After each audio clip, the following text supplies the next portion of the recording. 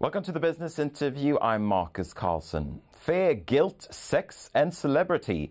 Those are just some of the tricks used by companies to entice us consumers to buy their products. That at least is according to my guest today, brand consultant Martin Lindström, who joins us from a studio in London. Now, he's advised several multinational companies on how to sell their products, including McDonald's, Procter & Gamble and Microsoft. He's also the author of a book called Brand Washed, which looks at how retailers try to persuade consumers to buy. Welcome, Mr. Lindström, to the program. It's good to have you here. Oh, thank you. Now, this was an enlightening read. What's the main message that you want readers to take away from Brand Washed? Well, I think the reality is that we all brand washed. The reality today is that advertising and communication has become so sophisticated, in particular when it comes to the privacy issue or even coming to manipulation of putting in chemicals into products so we become addicted to it. All the stuff I don't think consumers are aware of. So really my message here is, first of all, to make the consumer become aware of it. Secondly, to help companies to get the house in order, because right now we are on the borderline where we very soon, I think, will see a WikiLeaks of brands appearing. And if they are disclosing what's happening behind the scene in many companies, they will have a serious problem.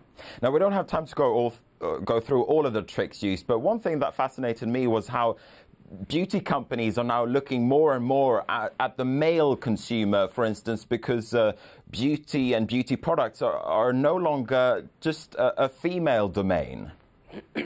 Well, that's true. And what's fascinating is it actually is the fastest growing segment within the beauty category right now, that is to sell to men. Now, the biggest problem that we had in the past is that they didn't understand men and their psychology.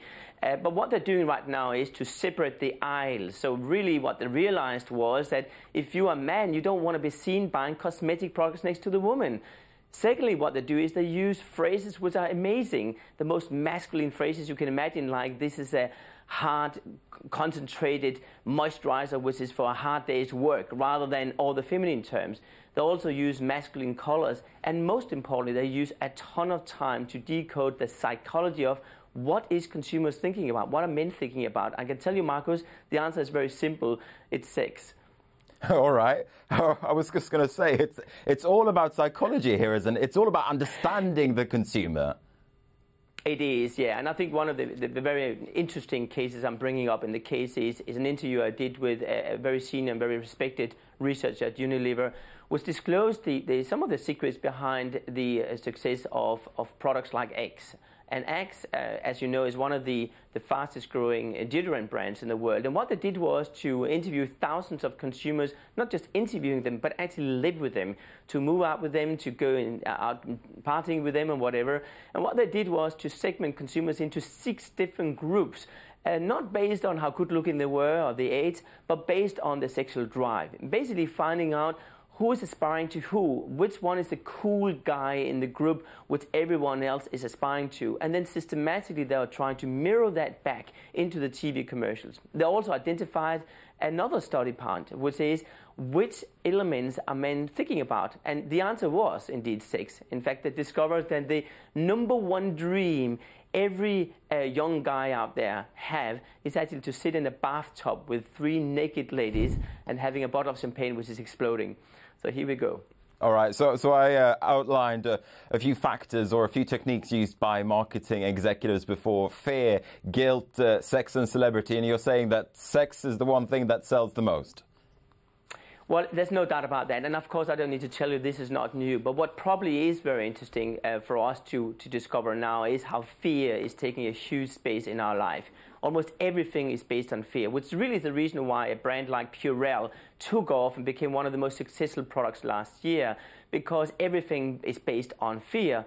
We really, right now, are trying to say to the consumer, if you don't use that product, then you will have a health problem. And that's the reason why a lot of advertisers right now are buying standby space in newspapers and in particular in magazines.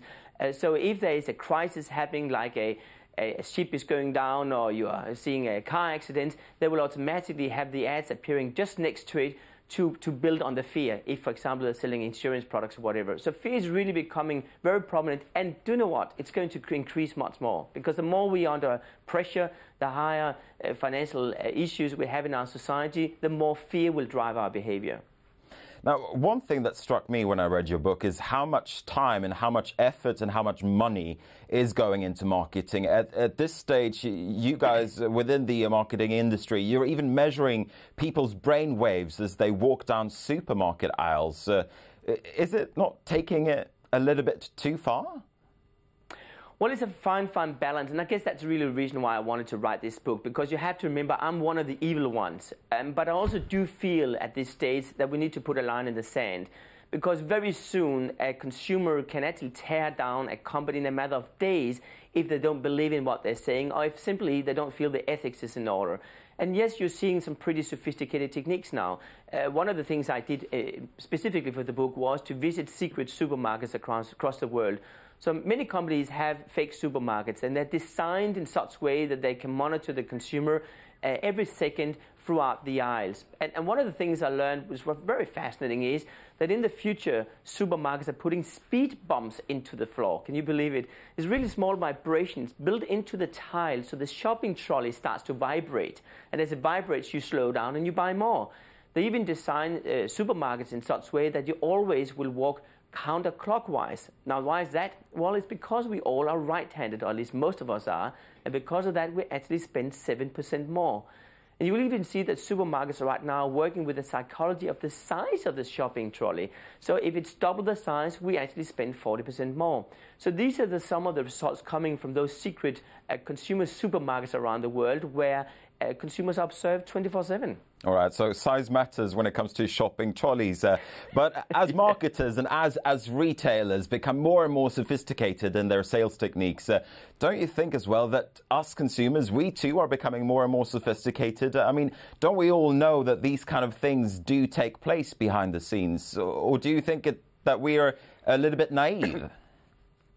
Well, I think the good news is we are becoming more sophisticated. I think the bad news is we quite often believe we are so sophisticated and so clever as consumers that our guards go down. And really that's where we can say you are most vulnerable or most susceptible for things.